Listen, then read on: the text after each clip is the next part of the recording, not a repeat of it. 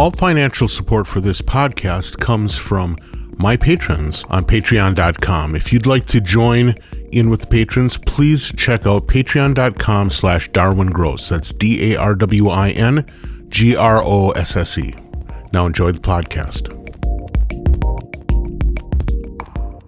Okay, today I'm happy to get a chance to talk to somebody whose work I followed for a long time.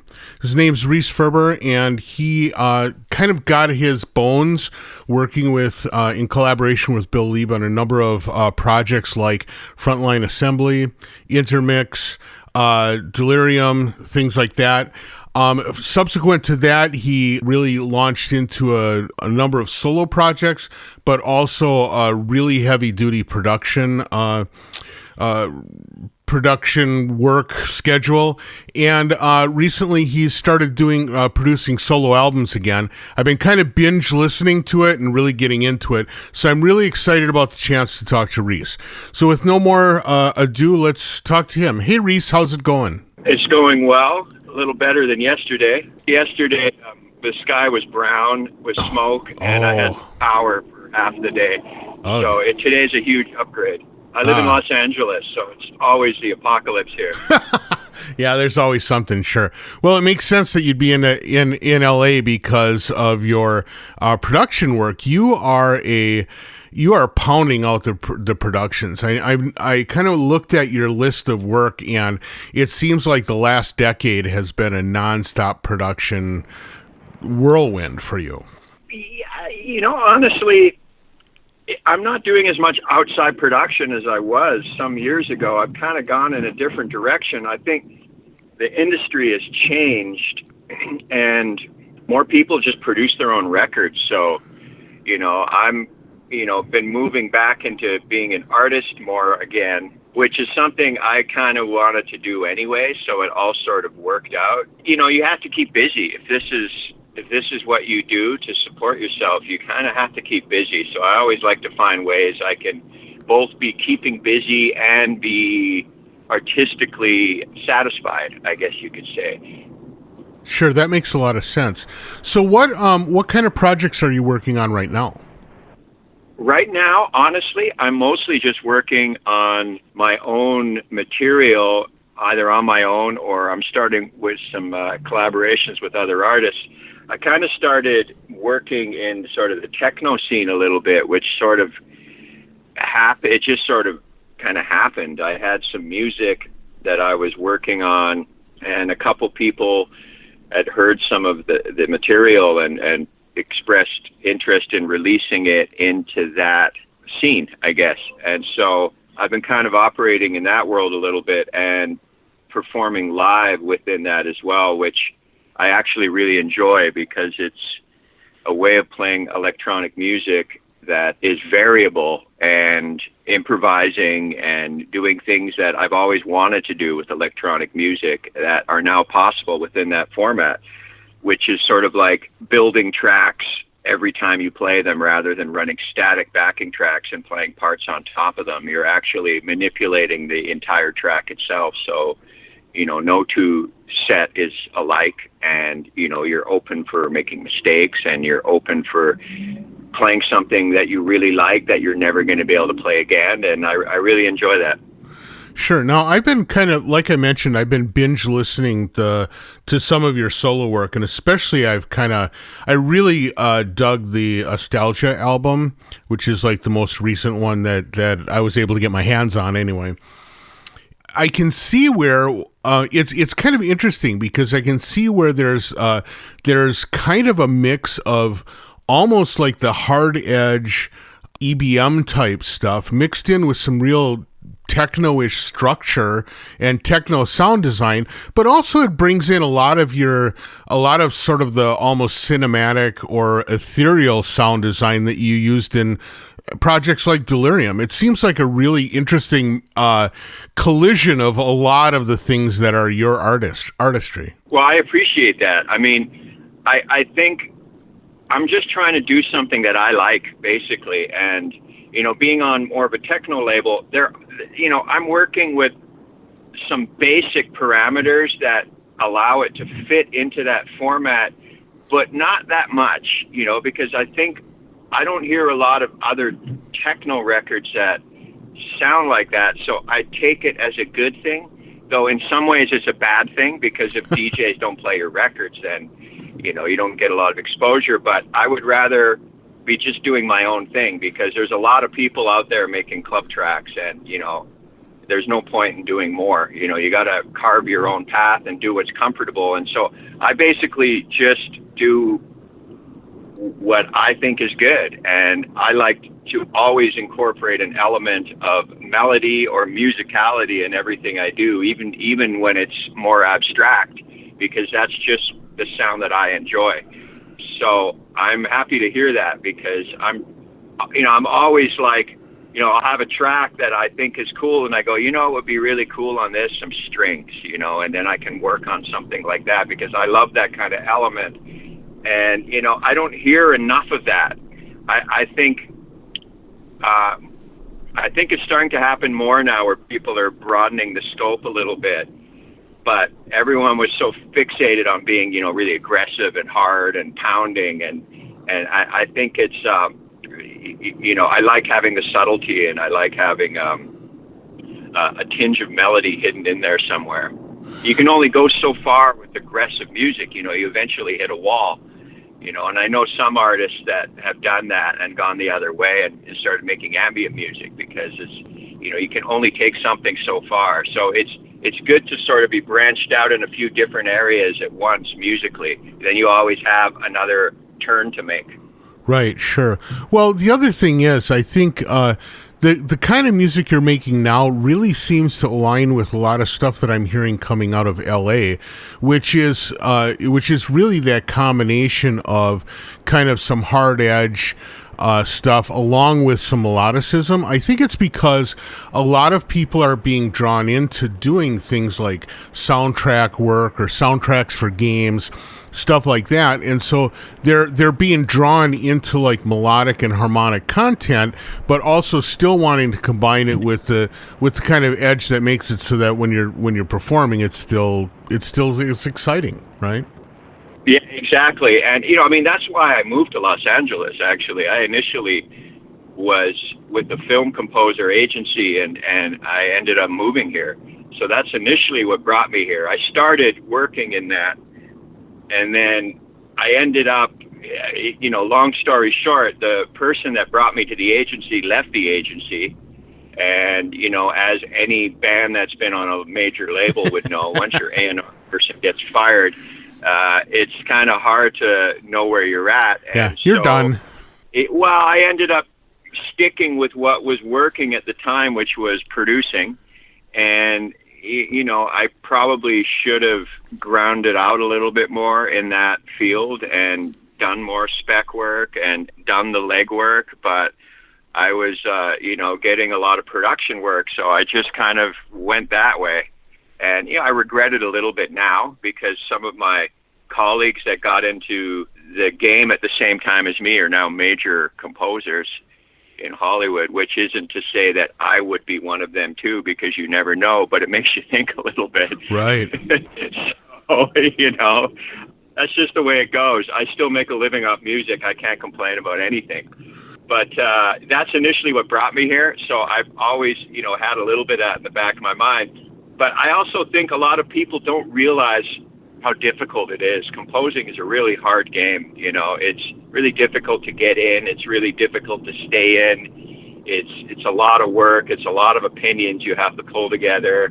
It's in some ways, it really would take over your whole life in a way that, it might not necessarily be fun. It's fun to make music you want to make and go out and play gigs in different countries. I mean, maybe the money's not as good, but I think you're going to be a happy person just making art and doing it your way, because, composing, you're never doing anything your way. It's a tremendous amount of work and people skills.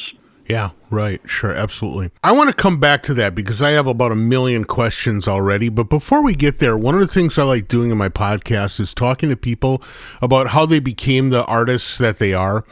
And I'm curious because you have for anybody who goes back and really dives deeply in their catalog, there's such a breadth of influences that are clear, right? Everything from, it's clear that you have at least some sort of empathy for like classical music, empathy for cinematic music, but also dance styles and industrial styles. I'm curious how you got to be the musician you are. What was your background? Did you come like out of high school band, or were you like a guitar kid, or how did you get into it? I was high school band. I was really into high school band. In fact, that was like one of the only things that kept me in high school for my brief stay there. But my father was a musician, and his father was a musician. Interesting story.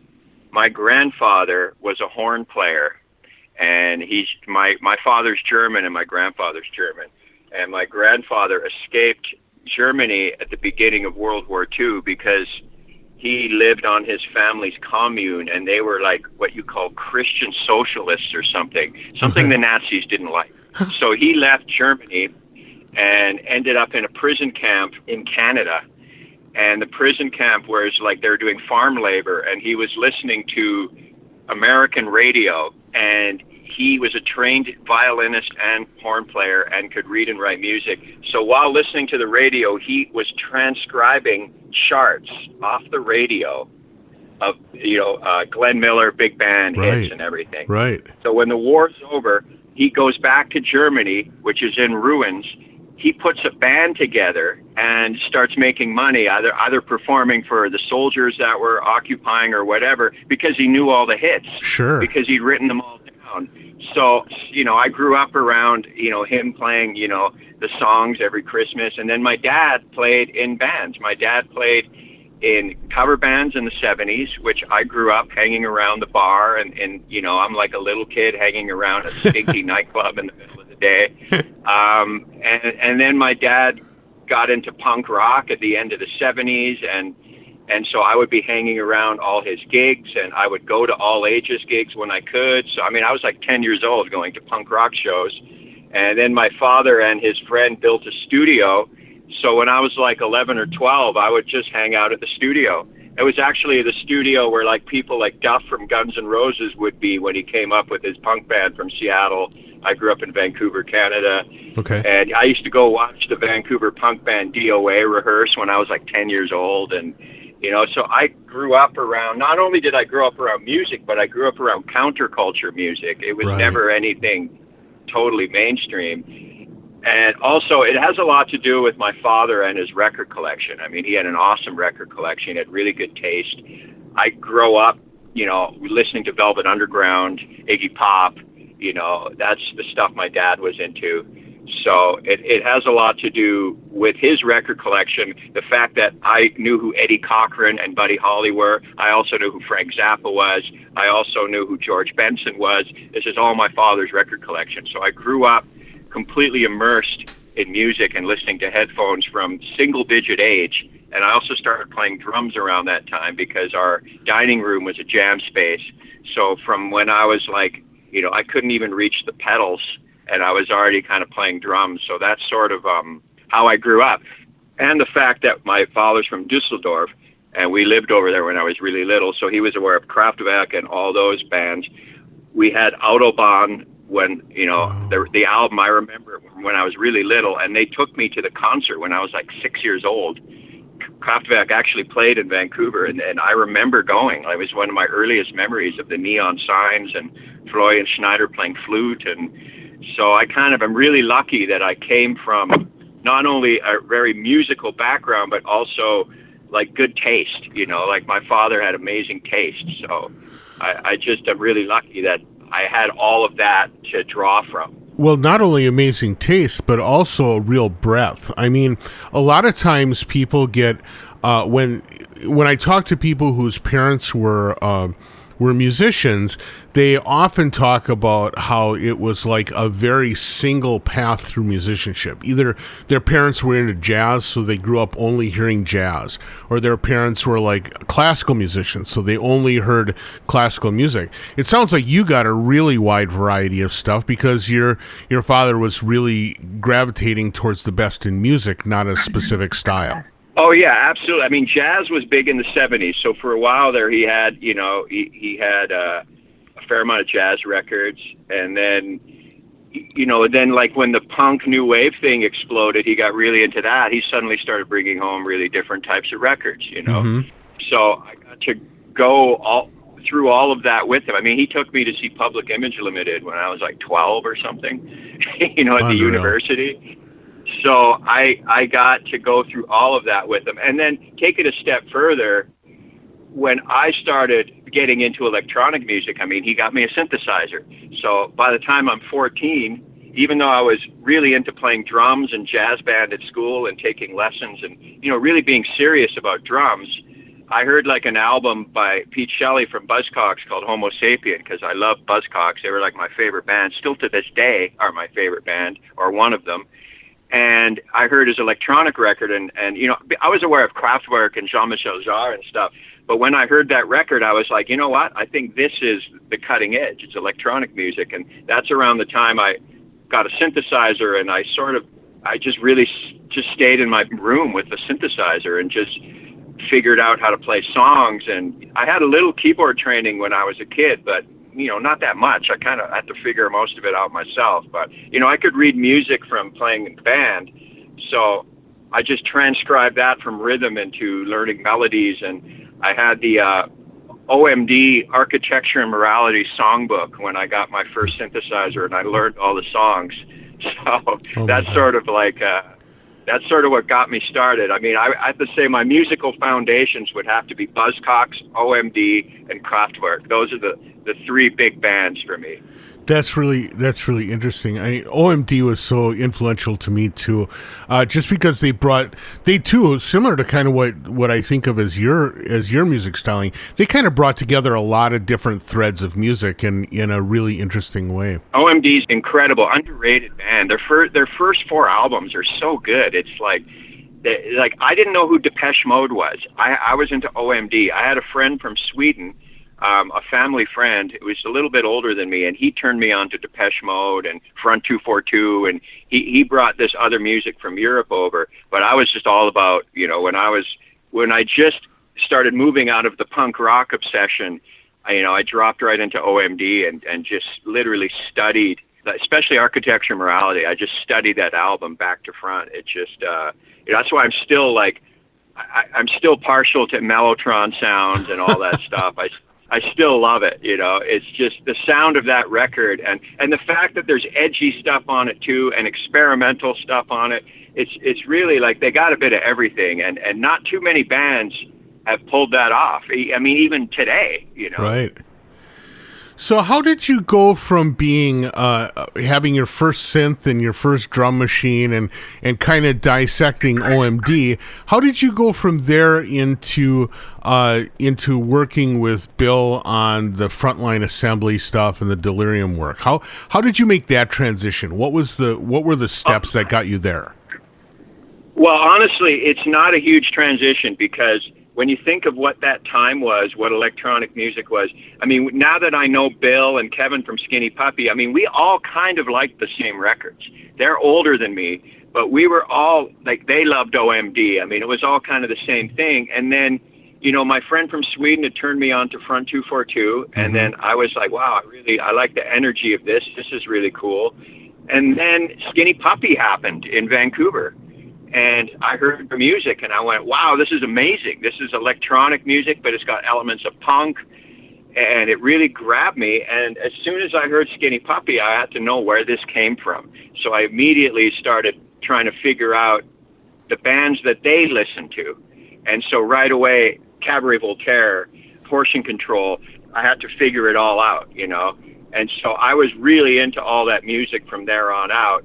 And because Vancouver wasn't that big a city back then, there was the one professional music store which everybody would go to. Right. I used to skip school and spend all day in there in headphones playing with synthesizers. Like, that's what I used to do. So I used to see Kevin from Skinny Puppy, and I used to see all the local musicians coming through. And I remember I was coming out of the one import record store downtown, and I had like a drum machine or something with me. And it was Kevin from Skinny Puppy, and he might have been with Bill, and they were sort of like, and I had like, my look and everything. I looked a little bit, left of center, and they're sort of like, what's this kid doing? Hey, what are you doing? And then Bill used to work at this clothing store across the street, and then it's like there was one little strip in Vancouver where all that kind of stuff happened, right? So you would run into people. And then I went into the store Bill worked at. He was playing all this incredible music. I asked him what it was, and he had like Liaison Dangereuse limited edition cassettes. I still don't even know how you get that. Right. And he was playing all this great stuff, and he made me a mixtape, which I still have somewhere. and he knew that I had some gear, and he said, eventually, after hanging out in there a little bit, he just, he said, well, why don't you, bring your gear over, let's see what happens. And I went and jammed with him. I was like 16 the first time, I think. And we just messed around in his living room with his Porta Studio and just kind of developed from there. And, also, his store, Kevin from Skinny Puppy would come in when they finished the studio the night before. So I was like skipping high school, standing there, and Kevin plays Dig It the day after they did it in the store, with nobody in the store except for me and them two. And I'm like, 5'9", and they're like all 6.5 feet tall. And I'm standing there, and they played Dig It. It was pretty incredible at the time. It was like, I'm really lucky to have been part of all that. So, I was just around those guys, and I had gear, and I, was really motivated. And so Bill invited me over to jam. I worked on a couple of the early releases on a few tracks. And then when Frontline went to do their first tour in 1989, they invited me out to play percussion and samples. And so 18 years old, I'm out on the road in Europe with Frontline Assembly, and Europe and America. And then it just kind of grew from there. That's an amazing story, but also it sort of shows the power of like being honest to yourself with your look, and always carry your drum machine around with you. Well, I can't remember what I was doing. I might have been taking it to the shop or something. I don't even know. Well, yeah, if there's anything that's going to be like a badge of honor in that world, though, it's like walking around town with a drum machine. So that's pretty cool. It was a TR-707 too. I still to this day don't like that drum machine, though lots of people seem to. Yeah, I'm with you. I don't really get that one, but there you go. Even worse, I got rid of a sequential tom for the 707. That was a huge error. Yeah. Big error. Yeah. As you started working with Frontline, but then also you continued to collaborate on all of these other projects, each one which kind of had its own sonic variation. So you had like Intermix, which was really kind of dancey stuff. You had the Delerium, which was really kind of, not only was it like this ethereal dance thing, but it also had like really super high production level. How did you get drawn into each of these stylistic things? Was it just the opportunity presented itself, or you really wanted to do it? How'd you get into all these different stylings? Well, I liked techno right away. Early 90s already. We were listening to a lot of that kind of music, and we wanted to mess around with some dancier elements. We didn't want to commit them to Frontline Assembly. Right. So that's Intermix. Intermix is basically us trying stuff out to see if it would work for Frontline. This isn't going to work for Frontline, but this music's actually kind of cool. Maybe we should just release it. So that's kind of what Intermix was, sort of like us trying different things to see what would happen. Okay. And we decided to release it because we thought it was good enough. Right. And Delerium was just initially just kind of more dark ambient music that we all loved. We all loved the early dark ambient music. We especially loved like Lustmore, the one SBK album, and and then Dead Can Dance, and then when William Orbit first started making stuff. I mean, we loved all of that, but again, we couldn't put it as Frontline Assembly. So this is mostly how this stuff started. It was just music we liked that we wanted to make. and we just thought it would be better to give it a different home. And then, of course, Delerium evolved into something altogether more commercial when we tried putting a singer on it. We threw a couple major chords on it, and then it's off to the races. It turned into its own kind of, far outsold Frontline Assembly. Right. Even before Silence, we already, the Semantic Spaces album did quite well in Canada, especially. So, Delerium just kind of took on a life of its own, probably because we just presented it differently, and it's a softer sound. It's a little more palatable for a wider audience. It wasn't completely intentional. It just sort of, happened. I always tell people that successful records are always organic. They're never planned, Right. It's anytime you plan to make a successful record, it never works, So it was all quite organic how the whole Delerium process happened. I remember when the album Karma came out, and it was almost like you had put this record out, and then shortly thereafter, like weeks maybe thereafter, it was like the appetite for that kind of music all of a sudden bloomed in the general public. And I would say that like in a period of a couple of weeks, I had a number of people were like, I never listened to this kind of music, but have you heard this album Karma before? And it just happened to be at the right place at the right time, and you guys really hit a chord. Absolutely. I mean, that's like any record I've worked on that's done well is always right place at right time. Mm-hmm. That has so much to do with the record. It's gotta be music that people connect with, and it has to come out at the right time.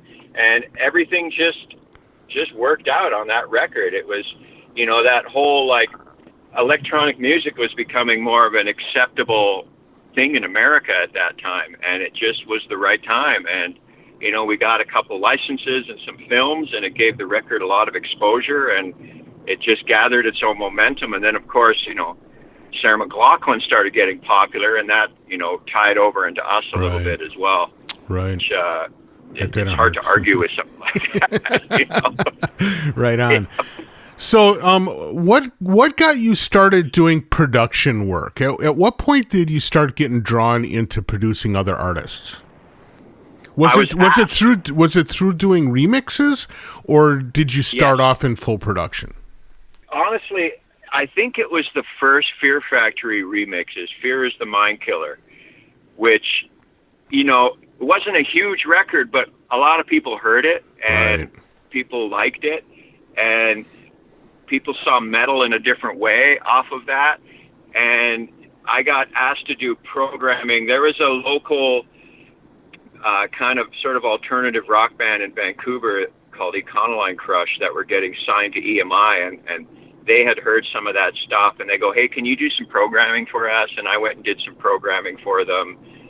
And I'm trying to get my timeline straight. That was one of the things. And then, of course, when Fear Factory had me come in and work on their demanufacture record, and we ended up kind of taking over the record, even though I didn't produce that record. It was produced by Colin Richardson, but we sort of were told by the band to sort of take the record over and remix and adjust everything the way we liked it, which was more the way they liked it. Okay. Because the record before was more of a traditional metal record as to the way Colin heard it. Mm-hmm. So that was sort of and then the Econoline Crush band I did programming for. Then they went and tried to make an album with another producer, and it didn't work out.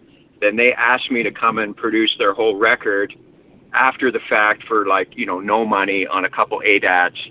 And it was for EMI, so it was for a big label. And the record got a little radio in Canada. Between that and Fear Factory, I felt that, especially Fear Factory, a lot of people heard Demanufacture, and it, at the time it, turned a few heads, and so that's sort of where it all started. And then I've done really production stuff that I think people might not be aware of, like way more mainstream. Like I worked on the first Josh Groban record. I produced 2 songs on that. Wow. And that's the most mainstream record I've ever worked on. And that was with David Foster, Canadian mega producer. And in a lot of ways, it might not be the coolest thing to say, but in a lot of ways, that was like the highlight of my career, working with somebody like that. And being treated like a colleague and a collaborator, and it was an incredible experience. But that came off the success of Delerium. Delerium started getting out there, and then people started saying, hey, we like this vibey atmospheric programming. We would like that on our pop record or something. So so between those two angles, I did like some programming on like a Rob Thomas song, and even just recently I worked on a 3 Days Grace record, which is, very mainstream rock music. And so I still am like infiltrating the mainstream, not as much as I used to, but here and there, just really subtly, And then in Canada, I made a lot of records for EMI. I even made a jazz record one time. I produced a jazz record by a Canadian acoustic bassist, and a bunch of, really more mainstream Canadian music. I did a singer-songwriter called Serena Ryder, which is completely different kinds of music. So, I have done lots of different things. Most people know me for, the electronic stuff, but I actually have done lots of other types of music as well, which I think you get something out of everything you do. Right, sure. So you were doing all of this stuff while you were still in Vancouver? The 90s, I actually lived in Amsterdam for a while, so I was kind of all over the place. I see. I would just travel for a lot of production, and then I moved to LA in 2000. So the mainstream stuff all kind of happened out of LA. In the 90s, I was still in Vancouver and in Amsterdam, so I had done some productions in Europe, and so I was kind of all over the place. But a lot of the initial stuff started with Vancouver. With Fear Factory, I would travel to where they were at, Los Angeles or upstate New York, where we did the Demanufacture record. Sure. So now with your solo work, you're coming back to stuff that actually sounds like, in a way, kind of modernized versions of EBM almost. But I'm wondering what drew you back into that, and what is sort of like the working system? Are you working with a lot of samples? Are you working with a modular system? How are you working your way back into it, and what does like your cockpit look like? Well, what kind of happened is, I've been working on a lot of like more melodic, softer electronic music. I mean, on top of Delerium, I had another project of my own called Conjure One, which was similar to Delerium. It was atmospheric, it was electronic, it was melodic. I made an album a few years ago for the trance label Armada, even though it's, it's not a trance record, but they would get remixes and stuff. But, it's very song-based, and I'd been putting so much into this music. To be perfectly honest, I wasn't getting a lot out of it. We were getting, some streaming and stuff, but I couldn't really play it live because it didn't fit into a category. It was too commercial to be with the weird people and too weird to be with the commercial people. So I was kind of in no man's land a little bit. And then I started kind of wanting to just do something different, because I put so much into the album was called Holocenic. It came out a few years ago. I put so much into that record that I just felt like I don't know how much I can give to this style of like figuring out, interesting chord progressions or whatever. And it just took a lot out of me. So I wanted to just experiment with some aggressive sounds again. So I just started messing around, and Adam X has Sonic Groove Records in Berlin as techno label. He heard some of what I was doing, and I started to hear about how the whole old EBM sound had become really in vogue again. Mm-hmm. I mean, at least on an underground level. And people were asking me, why don't you make stuff like this? And so that's sort of what brought me into it. But obviously, as soon as I got back in, I immediately didn't want to just do EBM, Right. Because it's just, I can't get as excited about something that I've done before, Right. I have to try and twist it a certain way. That's why Ostalgia has already kind of moved away from the EBM thing, because it just, I can't stay excited about that. We kind of had our time with that, and I mean, I like the fact that music is interesting for people again, but I don't know if I can make it and be honest about making it, if that makes any sense. Oh, sure, it does. It would be a pastiche. I would be like, I'm going to dress up in my old clothes. Right. I wouldn't be honest if I made a whole bunch of I have to be honest about the music I make. I make the odd track that might sound like that, but I just have to do what comes out, and I think that's the only way you can be now with music. Is there's so much music out there. The only way you can be is yourself. You can't try and fit somewhere or try too hard to appropriate things. You have to be, as maybe now more than ever, you have to be more of an individual. You have to be, and people are fairly discerning. People don't give their audience enough credit. I think people can hear when you mean it and when you're trying it on, and so I have to mean it when I'm doing it. So wherever that takes me is where it's going to be. But it's hard for me just to go and make an EBM album, because I wouldn't be honest doing that. Sure. Well, and again, listening to these couple of more recent records, they really actually do seem to be like you drawing in a variety of different voices and kind of bringing them together in a surprisingly organic way. I would have had trouble imagining some of these combinations, but they really work, and especially the sound design is really compelling, because just when you think, well, this is going to be a lot of, kind of ethereal sounds, all of a sudden something will come in that sounds like a chiptune thing, right? And you're just like, oh, yeah. Okay, he's bringing that in, and all of a sudden, like the pitches on the kick drums start changing, and you're like, oh wow, that's a subtle but like super powerful feeling. There's all these like subtleties, but also these kind of overt changes that happen too, and it just seems like you've found a way to draw all of these pieces of your voice together in kind of a singular thing. I think it's phenomenal. Well, I appreciate that. I think the way, as far as the setup I use Ableton Live. I used Pro Tools for a long time. Mm-hmm. Especially when I was producing, I would always do everything in Pro Tools, and I do feel it sounds better. I know, people will argue that on Gear Sluts and whatever, but I think the algorithm of Pro Tools, the summing algorithm in the software, I still think sounds better than most other platforms. I mean, I've got the same hardware, but when I open Pro Tools, it seems to sound better to me, and I could be wrong. It's just my perception. That's just how I hear it. But Ableton is way better for... Pro Tools is very dry, and it's not as inspiring compositionally. I think that's what I'm looking for. Sure. So I end up doing everything in Ableton. I use a lot of modular gear. I've also used modular gear since 1997 when I bought my first Dilfer system, and I've been using that stuff ever since, so I've always used a lot of modular gear. I'm not crazy about the way the modular thing has become such a thing, like it's almost this means to an end kind of thing. Right. I love it still, but I think it's okay. It's a tool, I think it's become too much of a badge, maybe. I don't know. It's got grumpy old man, but I still love it. I still use it, but I use whatever, I use a soft synth, I use a modular, it could be anything, You're not religious. You're not religious about any of it.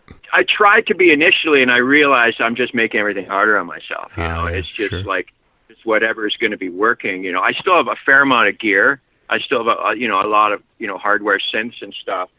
I don't always use them. I mean, I should. And, sometimes I just have an idea that came on my laptop and I just finished that. I mean, it really depends.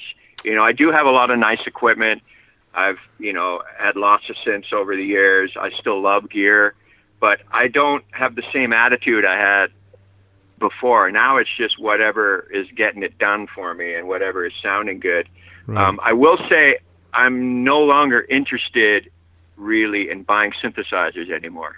Like the stuff I buy now, like the modules I buy now, are almost never synthesizers. They're always like an effect or a sequencer, or I rarely buy oscillators and filters. It's always like, I bought the Jomox T resonator because that's just a weird processing device. Right. I'm more interested in stuff like that, or sampling manipulation. Like I kind of don't need synthesizer. I mean, I have great synthesizers. What do I need to, and the other day I was patching a sequence on the modular with the sequencer, and I'm like, why am I making this so hard?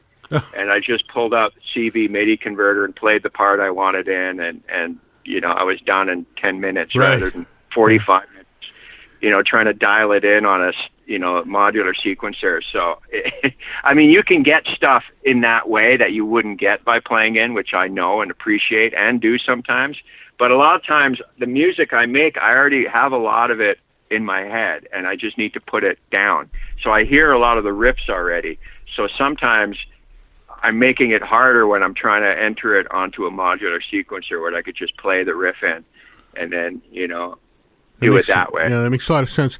So now you said that you've been playing live some. How do you take like the piles of gear that you have in your studio? How do you translate that into something that you can play live? Okay, the way I've sort of figured out a way I like now. I use Ableton with the APC Akai, the one with all the... Oh yeah, APC 40, right. So I basically have that with Ableton. I have a Nord modular where I have patches I've programmed into the Nord modular, which is clocked to the audio interface via MIDI. Mm-hmm. I have a Waldorf Rocket, which I use for sequences I have in Ableton, and I have a little like a Eurorack bento box with a few modules in it, like a lot of noise engineering. They're like my favorite. Okay. So noise engineering stuff, clouds module.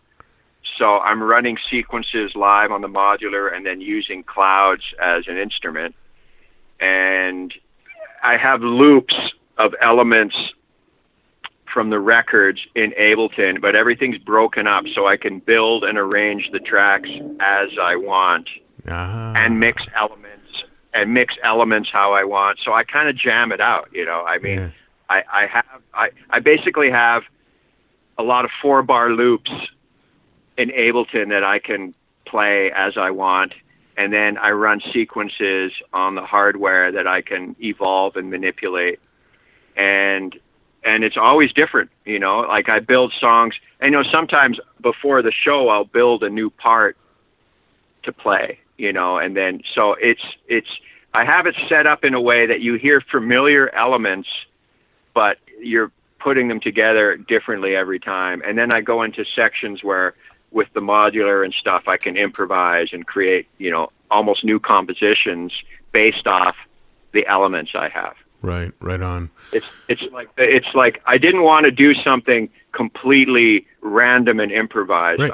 I wanted there to be a connection to the album because I'm not playing purely techno gigs all the time. And usually when people come and see you, they kind of want to hear some of the material. So I've tried to find a balance between some familiar material and then complete improvisation. Well, so that also helps me understand then too how you can do this thing where you feel like free to explore, but still kind of maintain the thing that people are hoping to hear when they come see you. That makes a lot of sense. Yeah, I mean, and I really like doing it this way. It's like I've played a couple shows where I'll have something coming on clouds that just sounds great, and you just know it's not going to happen again. And I remember I played a gig in Germany where I stretched the ending out 10 minutes because I just thought this sounds so cool. I'm just going to keep it going because I'm not going to get this again. Yeah, never going to happen again. So, change tempos. I was interested in the new Akai units, the new MPCs, and then they didn't have a tempo control on the front. So I'm like, I don't even care. Yeah. I change tempos when I play and I thought about getting an Octatrack and getting rid of the laptop, but I don't want to spend a year learning how to use it. I mean, I have a son. I have other stuff I have to do, And I know there's a lot of people out there that, trash people that use laptops, but it's just because you have 2 electrons and no computer does not make you Miles Davis. Yeah, you are still triggering stored information. Right. That's still what you're doing. It's a computer in a different box. A laptop and an Octatrack is really a different box. Yep. You still have information you have put in this machine that you are manipulating. It's exactly technically the same. No one is sitting there playing keyboards. It's not George Duke. You know what I mean? It's like, this is what I don't understand. Yeah. So I no problems doing things the way I do because, I actually asked my friends that are electron experts, I wouldn't be able to do what I do with an Octatrack because of the way the instrument is structured. Yeah. I wouldn't have access to as many loops at once that I do now. I mean, I really wanted to like push it and try different things and maybe try and get off the computer, but I like what I'm doing, you know, and I realized I wouldn't be able to do it that way. So I'm just going to, you know, just keep rolling with it until something else changes. I'm always looking to be as live and as open to improvising and doing different things as possible. So I'm still interested in that concept, but currently right now, you know, I have a friend, actually my friend Jeff Swearingen, he did some sound design on my album. So I got to give him credit for some of that as well, because he's the Electron master, and he would send me a bunch of like little sounds and little tiny sections he had done on his Analog 4, and he basically gave me a sample library. And so when I'd be working on tracks and I go, I need another texture, and I would throw a couple of his little textures in there and stuff, because he's just unbelievable. He's like one of the best sound designers I've ever met, you know. So I have to give him a little credit, because some of his elements are on Ostalgia. You know, I would have a groove and I go, this is missing something. And then I would open up Jeff's folder and go, oh, this is awesome. And then, you know, manipulate a bit. So he's in there as well. You know, I can't take credit for everything on there. But yeah, he's the one that sort of explained to me, you know, he knows that those instruments so well. Yeah. And so, you know, he was sort of like, you might as well just keep doing what you're doing, because sure. I don't think you would get what you want out of this machine, even though I really want to still get into that machine, because I've seen people do such cool stuff on it. It's just, you know, I might need to get one and just learn it on the side.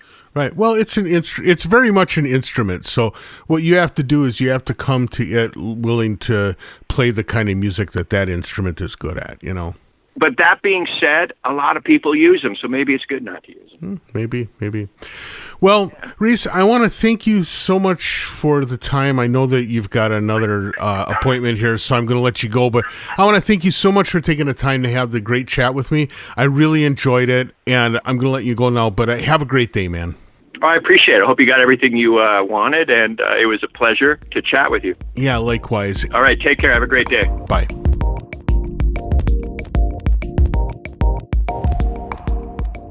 All right, many thanks to Rhys for having the great chat.